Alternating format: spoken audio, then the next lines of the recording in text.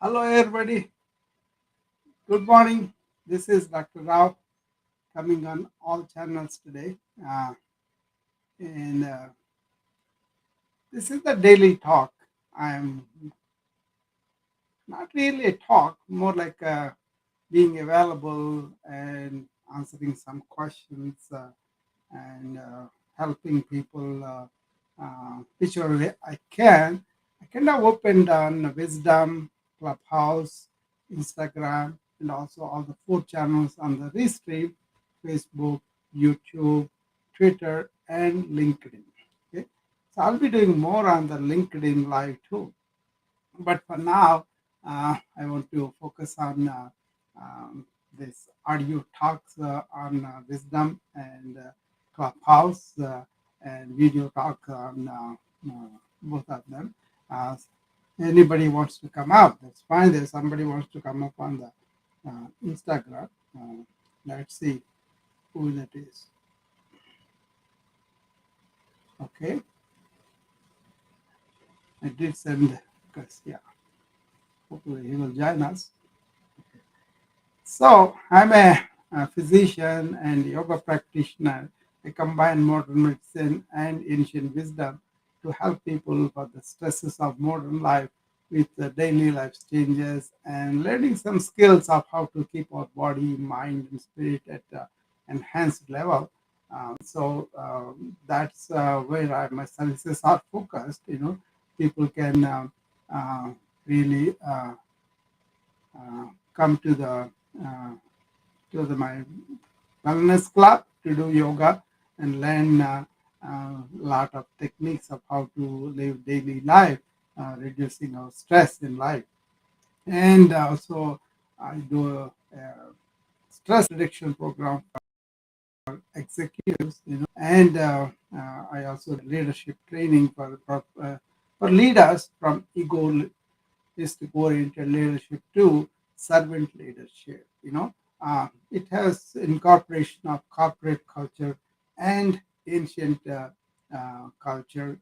So we take the best from the corporate culture here and also incorporate some of the stress reduction ways of ancient. For example, if you don't identify with your thought, but to identify with your inner being, you can handle that information overload much better. So those kind of details we can talk about. But today, if anybody wants to come up and pose question, that's why I'm open today. But I can go on giving some pointers about things that I talked about. Yesterday, there was Tiffany who came in and we talked about uh, cancer and then how a primary doctor like me can help to deal with the anxieties and depressions and all the psychological turmoil that cancer patients go through by really understanding the stresses and then providing the support from a clinic point of view. And that I really like to do because we treat our patients more like our family. So if one of our family members has an illness that they have to cope with, we want to be there as much as we can, as uh, as much as can, and that will be very nice. I have a friend coming up on wisdom. Let's see who. Oh, Joshua, wonderful. Joshua is a friend of mine on the Wisdom app, and he's coming up now. Let's see what he has to say. Hi, Josh. How are you? What's up, Doc? How Hey, are I'm you? great. How are you? Yeah, I opened this hour just to be available for people to take advantage of me, kind of, you know. So, Yeah. you have any? Well, um, I wanted to ask you what your experience and your opinion of platelet-rich plasma injection technique, Uh-huh. trigger point injection technique, and I want to ask you about if you've ever heard of or if you've ever done. It's pretty new treatment, but this a stellate ganglion block Oh, to help yeah. treat PTSD. Have you heard Yeah. of that? Yeah, I did not do it myself, but I knew some of the physicians who do that, you know. Um, Uh-huh. I am more like a non-invasive person. As much as possible, I try the non-invasive technique. There is nothing wrong with the invasive, but I reserve them for cases are not responding to the non-invasive. You know, so I kind of try to help them with the meditation and withdrawing the thought, increasing the pain threshold, and really cut down the medications as much as possible. And lots of times, to my surprise, people responded very well without medications, without all these things. But there are some people who are not able to be helped that way, and that's okay. And then it's a slow process too. So if they are on acute pain, we consider this stellate ganglion injection and all that. Acute pain is acute stress, acute situation like that, right? Um, but they have a role. But I don't think we should jump to that right away. That way, we lose the body intelligence, we lose the pain threshold. You know what I mean? I heard you say that you do non-invasive techniques, Yeah. and um, and then and then so that's why you don't do the needlework. So I wonder if you think that do you feel like that needlework is do you feel like needles are invasive? Too much in some cases, and then it is needed in some cases. The Uh huh. cases that needs I have no problem, but my Uh aim huh. is how can I avoid this needle work if I could help it. And lots Yeah. of times it's a question of patients uh, patients who are really not oriented about this pain threshold, taking some pain, and some soldiers, some of the EMT workers, they take a lot of pain, and the police and all that. But most of the householders really do not take much pain because they will be popping up over the counter medications the moment they have some pain, right? And then Yeah. you lose the pain threshold elevation that is naturally built in nature for us. You know, that is So in other something. words, Yeah. not being willing to experience pain makes you unable to experience Yeah, pain. exactly, exactly. But we don't want to leave them just they are culturally worked a certain way, and they are really making themselves miserable by really thinking that we need the pain relief right away. Then we have to work with them, giving some pain injections and all that. That's fine. But eventually, a good physician should orient like don't make them dependent on these medications, addicts of the medication, and also make them use their own natural body intelligence to come out of that pain. You Yeah. Yeah. That's in my experience with PRP. know? There's plasma therapy Yeah, that that it has helped my body yeah, heal, it does. and it has helped my body reduce Yeah, the it, healing and reduce. It has helped my body reduce the yeah, pain it does that I would because otherwise feel. you are kind of trying to either inject immunocytes or reduce some of the analogs that can reduce the pain, or you are increasing your immune capacity by boosting you. But lots of times people don't have insurance, don't have coverage, don't have money, and Well, also insurance won't cover it anyway yeah, because yeah. insurance hasn't figured out how much it is. Yeah, that's a big problem I encounter all the time because they come and say we have the insurance, but then when we reach them for the services these days, we have to do everything pre-approval on the right. A lot of services fall off. That's Right, why. right, right. See, my emphasis, Josh, always to increase our natural capacity. How Yeah, can we yeah, preserve our body intelligence? How can we preserve our mind intelligence and also spirit and all that?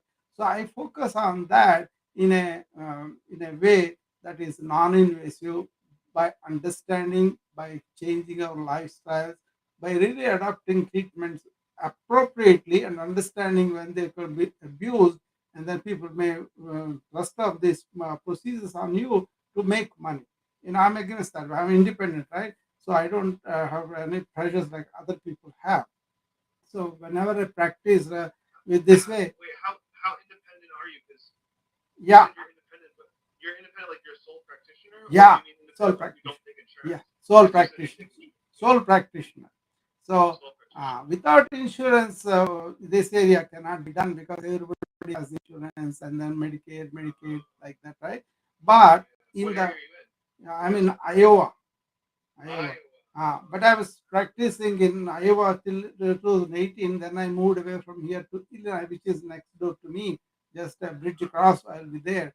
So we put a clinic there.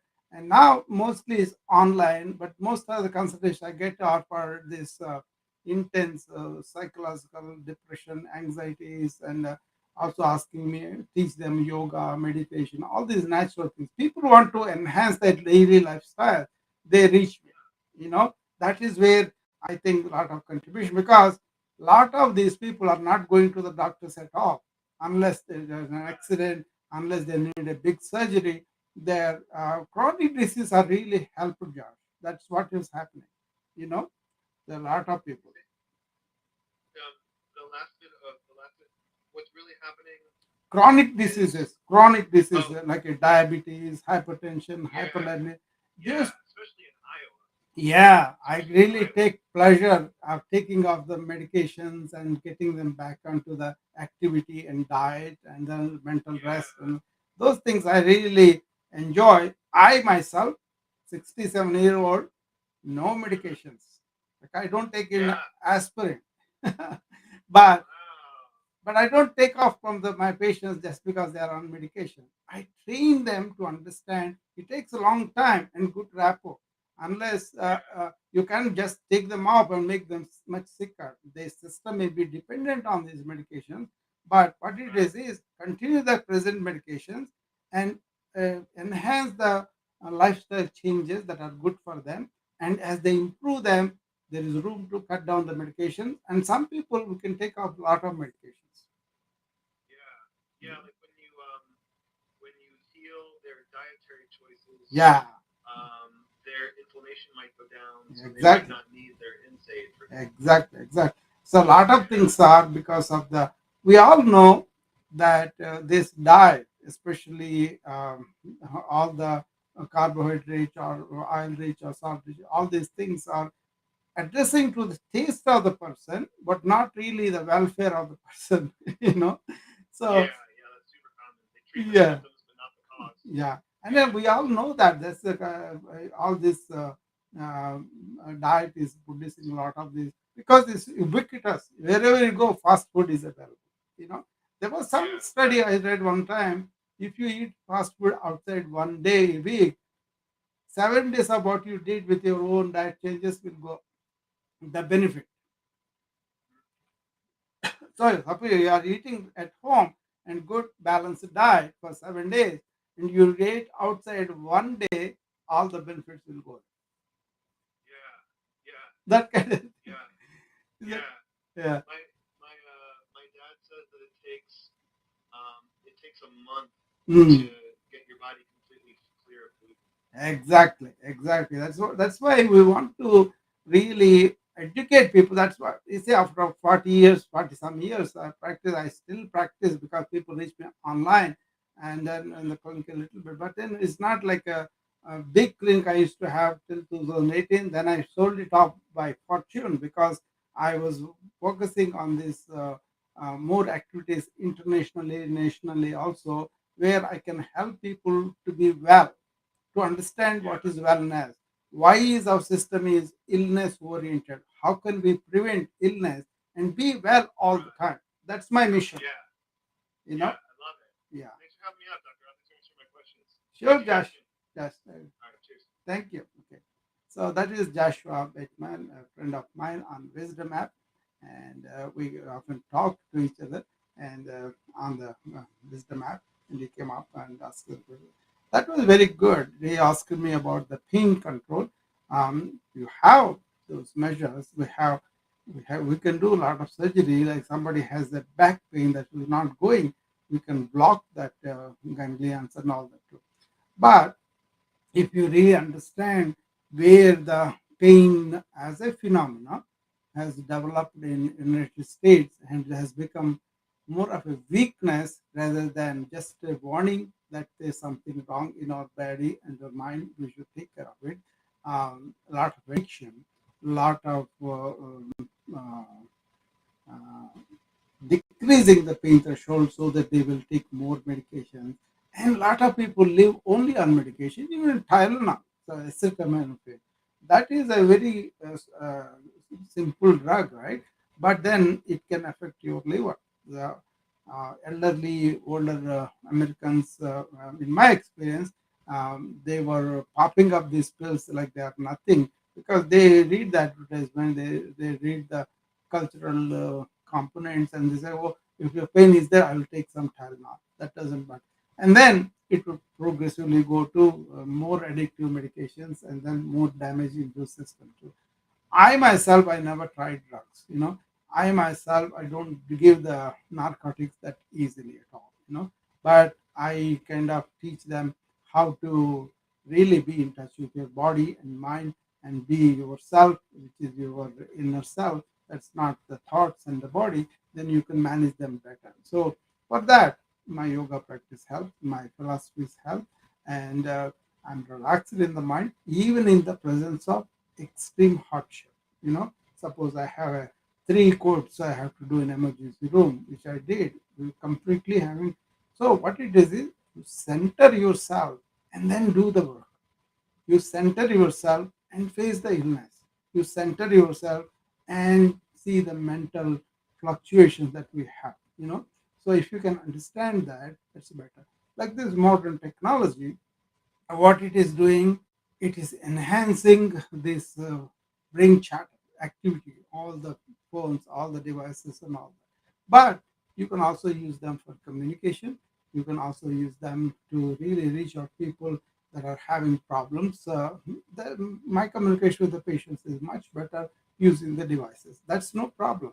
But if I'm addicted to these devices and I cannot live without them, then that becomes a problem. Okay, so I don't have that because I'm in control of my devices. In sense, I am only going to use them. There's no habit that I have to do this.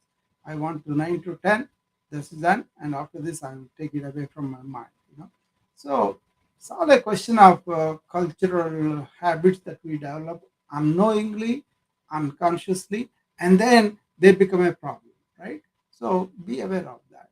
So lifestyle changes and really living well is my goal.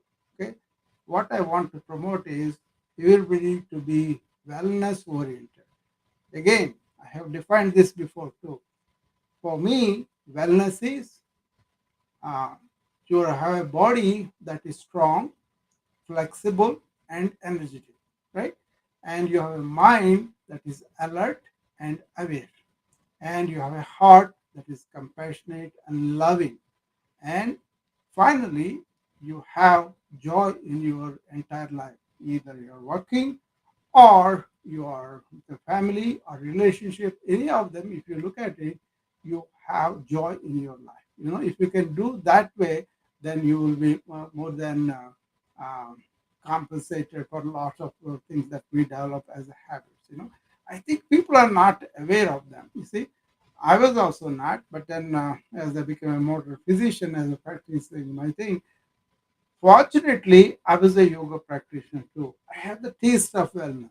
I have the taste of how you feel after a yoga session, how you can really study about meditation, calm your mind. When I had the taste, I wanted to give it to my patients, and that resulted in good rapport because they will sense you. The patients will sense you, whether as a physician I'm talking about, as a physician, they will sense you that whether you care for their long-term well-being or you're just addressing the problems. And that. So lots of people are okay with that. They will come to the clinic only when they have a problem, and they will try to fix it and go. Infection, like a viral illness, like a diarrhea, any number of things. But the people who are long-term illnesses like diabetes, hypertension, heart disease, all those things, they would like to know how they can be away from the effects of this long-term disease in terms of events we call it, okay, cardiac event, okay, heart attack or stroke, those kind of things, or renal failure, some failure of organ. These things they kind of dread, and these people are health conscious and want to be well all the time, and then they want to enjoy their But what I propose is, I think everybody has that willingness and do it, provided you educate them, you make them aware of what's going on in the field with the illness orientation, and not really addressing to the wellness. So it is fundamentally each individual and also each doctor's responsibility to make sure our society is well, our people in the society are well. So that's my mission. Two missions only: wellness and also planet. These two things I'm really, uh, really want to put my energy, because I do what for my personal health, my personal internal orientation of philosophy. What I do may not appeal to everybody, but I will do them in the morning hour. I woke up today 3:40 or so, and then I did my practices, and then I was able to do a lot of work, and also I told my sister in India, and we were having conversation and all that. And now I'm doing this hour just to be available to people and then let them know who I am, what I am doing, and what are the services I offer. I have a company called BA PAL. That is a wellness oriented company where the services are give comprehensive self care for people who are burning out, who are stressed out, and also stress management for executive tension. That is for executives, for the IT professionals, all the workforce. Nowadays, even at home also, with this technology has been made, right? This is a normal life for us to be on the Zoom or to be on the social media and be live and talk to people. That's all very wonderful. But that has also problems with their mind, kind of help that. And then I have a leadership training where I want people to be servant leaders rather than ego bound, ego based, leadership that goes on in the corporations.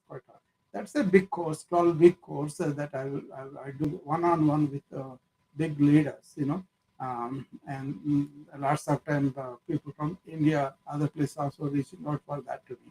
That's fine. But apart from that, I have a wellness club where I really want to encourage people to have these good daily habits, how to enhance your body, how to enhance your mind, how to enhance spiritually, all that. I'm not practitioner of any particular religion, but I'm somebody who have studied the ways of the ancient, being close to the nature, and then adopting all these habits of enhancing the human being. I think they have done a lot of work on that, and we need to look into that. They're not mechanical. They want you to explore yourself and do that. So those things, those hacks, I bring it to the modern life. I'm a modern man. I live in America, but I adopted those practices which really helped me to deal with my own problems. Right now, I'm kind of happy, joyful, and also want to share that. That's why I'm coming on this. My website address is bapal.net. You can go there and buy my book on this comprehensive self-care for burnout, or you can enroll into wellness, or you can enroll any of those other courses I'm talking about. Okay. um, I'm not that good at the social media, so I just talking with so many devices so that I can reach more people. Maybe there are so many good ways. I'm learning, and I think I will get better as the time goes on. And I'm not an entrepreneur or anything. I just want to serve as a physician, informatician, yoga person, and also Advaita Vedanta. That is really tells everything is one, and we are really the soul, but not the body and mind. They are only our instruments. With that attitude, once you ended up in that, and you have achieved whatever you want to achieve, and you do much better that way. That's my personal experience. There's nothing like pushing on anybody, because I take everybody at their level and whatever they want to do, and I kind of look at it that way. And I may add something to help you achieve things. For example, you are a runner. You come to me. I will show you what is proper breathing. What are the muscles that need to be strengthened for running? And there is a yoga for that. Like that, all the illnesses can be um, I'll help postures and breathing and meditation, rest and all that, right? At any stage of the illness, but it all depends on the person, how much he will take it up, how much he want to do it. If his goal is to really get better quicker, he can do that. If his goal is to manage the symptoms better, he can do that. Or if his goal is to get up all the medications, that takes a long time too. But you got to understand, you got to work with them, you got to give them the room, and slowly they will improve that. Okay, so that is what I wanted to do as a physician, as a yoga practitioner, as a informatician, and all that too.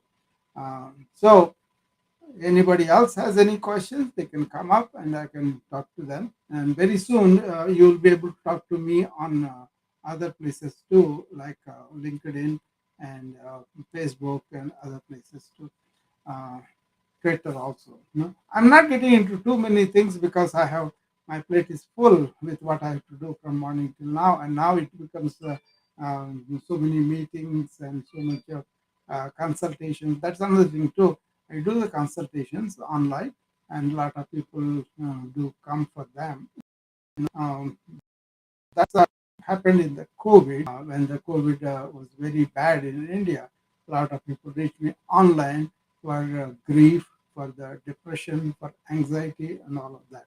And I was able to give them the information of what is happening on scientific circles with the COVID, and also the development of vaccines, the development of therapeutics, and all the other things. Apart from that, their own culture had some practices that they could do to overcome that extreme grief that they suffered and anxiety and depression and all that. Those things were very valuable at that time. I was very happy I was able to get on the phone and do it, even though it was night time for us because that is daytime for them. I'm used to that a little as a physician also. I used to talk to my sister all the time. So the family that was there. So COVID have taught us a lot of things, and that is another thing I'm focusing on. What is it that we can learn because of the COVID to improve our lifestyle? One thing is immunity. How can we really help to increase our diet and by our exercise, by our calming the mind? Those are simple fundamental things. But there is a routine that I show for the enhancement of the lymphatic. It's a very simple routine that will help your lymphatic system and also your immune system. Um, I don't eat fast food. I don't smoke. I drink water. I don't drink soda. Simple things like that. And then I sleep well. Okay, I keep my mind calm. You know, and also I do the yoga every day, and also not only every day, but also um, whenever I can. For example, I'm sitting in the chair for a while now, right? After I get up, I just do a few simple stretches and then I breathe in. That's very good. Other thing I teach is present moment awareness break. 1 minute every 1 hour. All you do is you just sit straight and then take deep breaths in and out, but do it with attention. Then what happens is whatever you're thinking will stop because you're attentive to the breath. That is what it is awareness. So breathe in awareness, breathe by attention, both the but you have to sit focus on that. If you can do that, my style is in the morning, try to be centered in the present or in awareness, I call it. And then try to be that and then carry that like a perfume. If you lose it, come back to it so often. Every 1 hour, 1 minute, you can do that. Okay. So that is how you can have some visual cues or some reminders from your Apple Watch, anything like that. But essential thing is you are taking a break from your ongoing mental chatter. Okay, that's a big deal in this culture and also all over the world, not this culture only, because people are using this Google information, multiple devices, and all that input, and that goes in and doesn't know where to go because it becomes information overload. So you got system where you are proper information, you are little more opportunity, enhancing the life in any way, but don't be a victim of the information overload. That's something I do all the time.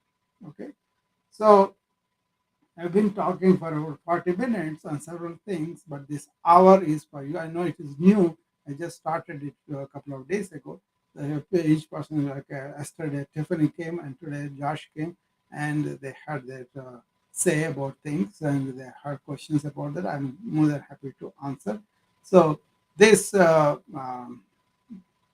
introduction of mine will happen in the first 5 minutes from tomorrow onwards, and then I will try to answer some questions that I through the DM, and I will also wait for people to come up and talk about the question. Otherwise, we'll end up with those questions answered and go from there. For example, today there was a question. I think it was on Instagram. Like sleep. He was not sleeping. How can he sleep better? That's a good subject. It's a big subject. That's something that we could practice all the time. Uh, so be attentive all day. That's one thing. Second thing is unwind 2 hours before you sleep.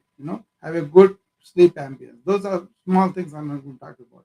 But what you do is you sit down just before you go to sleep and review all the actions that happened during the day, from morning till evening. Whatever happened, all those actions, happy and negative, and review them and categorize them, put them away. If they're small, trivial, forget about it. Let it go. But if they're right down and forget for the night. You can have deep breathe, or you can have what's called yoga nidra, or you can have body scanning. That's all the name for it. And from head to toe, you just relax, relax, and then each you contract and let it go, relax from toe to head. So these are the things, okay? Attentive during the day and unwinding and review of reactions. And the fourth one is just doing the yoga nidra or dead man pose or uh, head to toe body scan. Those are the other names for that. So if you do all of them, then you will slip into a good sleep. Try to sleep early, get up early. That's a good thing for the body energies, bioenergies, right? And then at least we will do 6 to 8 hours as much as you need. I need only 4 hours, but I'm 67. So as the ages go, people may need less. And also, if you are quality sleep, even if you go to 11:30, I get up. I went to bed at 11:30 last night. I got up at 9. That's like 4 hours something. And I was refreshed and I woke. That happens as the habit go on. And then I had plenty of energy to go no hangover. I don't drink. That's one thing. I don't smoke. So maybe they are also helping. I don't drink coffee and tea also. So all those stimulants also rob our thing. But people are foggy or brain fog and all that. Then you have not given enough attention to how body and mind restore themselves in sleep. Once you understand that, then you'll be able to. So reach me for the wellness club. If you want to be a member of that, I welcome you. I'm going to run this, even one or two people, I'm going to run this for forever, because that is the center with which I want to help people to understand what is wellness and ask questions, then I will do it. I don't enforce anything, but I want you to think for yourself and ask questions. And I have a Facebook club, will be a part, you will be a member of that. You will be attending my webinars and master classes. And I did one uh, Zoom class last Saturday on uh, retreating from your habits, physical, mental, psychological. All those habits can be reviewed and can be paid attention. You will not change them in that one day, but some of them you may. Suppose you are eating too much, too salty food, and you said, and you kind of cut down. That's a simple thing, right? Suppose you are eating too many sweets, and then we talked about it, and you can. It's a how to break a habit. What is the anatomy of a habit? How can you break that kind of thing. If you can really live in the present, habits, and habits also can be broken like that. Okay, so I mean we have to work with each person's situation and their work situation, their family. So many things are there, right? But what you do is you just bring the awareness of what the habits they have developed and what the consequence of them and how can they come back to that. Okay, so that is where I focused on last Saturday. That is something other topics also can be done. There are so many topics I have developed material that I could discuss. Some of it is reflection of my life, and some of it is what I would like to go from the here, and what kind of thing I want to learn from. But each individual life is different, and their development is different, and they may want to know certain things, or they may not want to know certain things. Okay, either way, we will be focusing on that. So, anybody else wants to come up, you can come up and we can talk about anything that you want. You know, now you understand what's my goal, what is that I wanted to do, and how uh, these things can be useful for you in your daily life. You know, I'll give a couple of minutes, and if nobody else is interested in anything else, I may have to close the room. But otherwise, remember, I'm a physician, I'm a yoga practitioner, I'm an ancient wisdom student, and I'm an informatician. So I'm in high technology at the same time, high touch practices. So my practice was called high tech, high touch. High touch is very, very valuable for us to be a human being and enjoy our life and also be well.